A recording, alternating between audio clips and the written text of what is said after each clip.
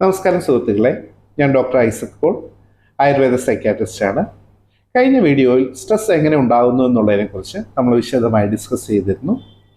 ഇനി തുടർന്ന് വരുന്ന വീഡിയോകളിൽ ഈ സ്ട്രെസ് നമുക്ക് എങ്ങനെ മാനേജ് ചെയ്യാം എന്നുള്ളതിനെക്കുറിച്ചാണ് കുറച്ച് കാര്യങ്ങൾ ഡിസ്കസ് ചെയ്യാൻ പോകുന്നത്. അപ്പോൾ നമുക്ക് സ്ട്രെസ് ഉണ്ടായിക്കഴിഞ്ഞാൽ തീർച്ചയായിട്ടും അതിനെ 2 ലെവലിൽ മാനേജ് ചെയ്യണം, റിസോൾവ് ചെയ്യണം എന്നാണ് പറയുന്നത്. ഇമോഷണൽ ലെവൽ, വൈകാരികമായ തലത്തിൽ അതിനെ റിസോൾവ് ചെയ്യണം അല്ലെങ്കിൽ സോൾവ് ചെയ്യണം. അതുപോലെ തന്നെ ഇൻ്റലക്ച്വൽ ലെവൽ, ബുദ്ധിപൂർവമായിട്ട് അല്ലെങ്കിൽ വിവേകപൂർവമായിട്ടും നമ്മൾ അതിനെ സോൾവ് ചെയ്യേണ്ടത് വളരെ അത്യാവശ്യം.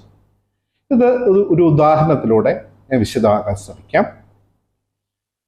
ഒരു സ്ഥാപനത്തിൽ ഒരു ജോലിക്കാരൻ വൈകി വരുന്നു. 9 മണിക്കാണ് ഡ്യൂട്ടി ടൈം. അദ്ദേഹം വന്നപ്പോൾ 9:15 അല്ലെങ്കിൽ 9:30.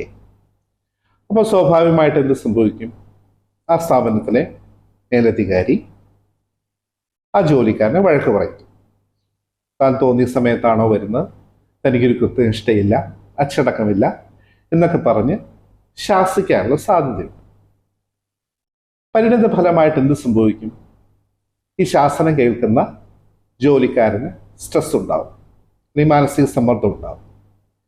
അപ്പോൾ 2 ലെവലിൽ ആ ജോലിക്കാരൻ തൻ്റെ മാനസിക സമ്മർദ്ദം അല്ലെങ്കിൽ സ്ട്രെസ്സിനെ മാനേജ് ചെയ്താൽ മാത്രമേ, അത് സോൾവ് ചെയ്താൽ മാത്രമേ പൂർണ്ണമായിട്ടുള്ള ഒരു മനസ്സമാധാനം ലഭിക്കുകയുള്ളൂ. ആദ്യമായി ആ ജോലിക്കാരൻ ഈ സ്ട്രെസ്സിനെ ഇൻ്റലക്ച്വൽ ലെവൽ അല്ലെങ്കിൽ വിവേകപൂർണമായിട്ട് അല്ലെങ്കിൽ ബുദ്ധിപരമായിട്ട് സോൾവ് ചെയ്യാൻ ശ്രമിക്കാം. അതെങ്ങനെ സാധിക്കും? അപ്പോൾ ആ ജോലിക്കാരൻ ചിന്തിക്കേണ്ടത്, 9 മണിക്ക് വരേണ്ടത് എൻ്റെ കർത്തവ്യമായിരുന്നു, പക്ഷെ ഞാൻ എത്തിയപ്പോൾ 9:15 അല്ലെങ്കിൽ 9:30. എനിക്ക് എൻ്റേതായ പല കാരണങ്ങളുണ്ടാകാം ആ ലേറ്റ് ആയതിന്. എന്നിരുന്നാൽ തന്നെയും 9 മണിക്ക് ഡ്യൂട്ടിക്ക് കയറുക എന്നുള്ളത് എൻ്റെ ഉത്തരവാദിത്തമായിരുന്നു. അത് ചെയ്യാൻ എനിക്ക് സാധിച്ചില്ല. അത് എൻ്റെ ഭാഗത്തു നിന്ന് വന്ന ഒരു തെറ്റാണ്. അപ്പോൾ ഈ മേലുദ്യോഗസ്ഥൻ എന്നെ വഴക്ക് പറഞ്ഞതിൽ അല്ലെങ്കിൽ ശാസിച്ചതിൽ അദ്ദേഹത്തെ കുറ്റം പറയാൻ പറ്റില്ല.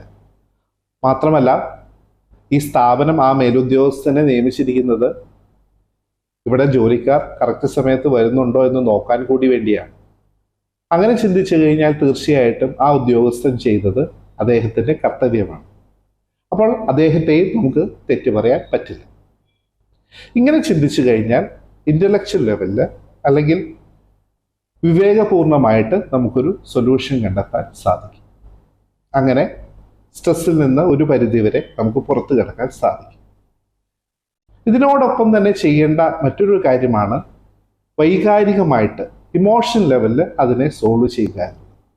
എന്താണ് ഇമോഷൻ ലെവലിൽ നമുക്കുണ്ടാകുന്ന പ്രശ്നം?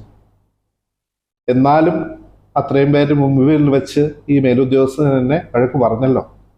ഈ വ്യക്തിക്ക് വേണ്ടി ഞാൻ എത്ര സഹായങ്ങൾ ചെയ്തു കൊടുത്തിട്ടുള്ളതാണ്, വ്യക്തിപരമായിട്ട് ചെയ്തു കൊടുത്തിട്ടുണ്ട്. 5 മണിക്ക് ശേഷം എക്സ്ട്രാ ടൈം ഡ്യൂട്ടി ചെയ്ത് പലപ്പോഴും സഹായിച്ചിട്ടുണ്ട്.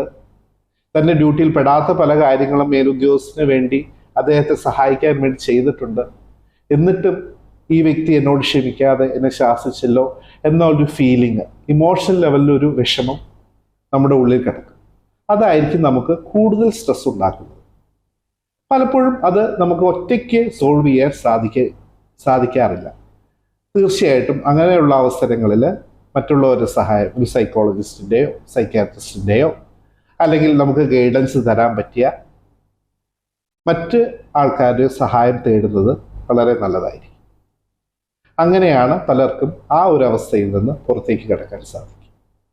അപ്പോൾ ഈ ഇമോഷണൽ ലെവലിലും ഇൻ്റലക്ച്വൽ ലെവലിലും ഈ സ്ട്രെസ്സിനെ മാനേജ് ചെയ്യാൻ സാധിച്ചാൽ മാത്രമേ നമുക്ക് പൂർണ്ണമായിട്ട് മാനസിക സമ്മർദ്ദത്തിൽ നിന്ന് മോചനം ലഭിക്കൂ.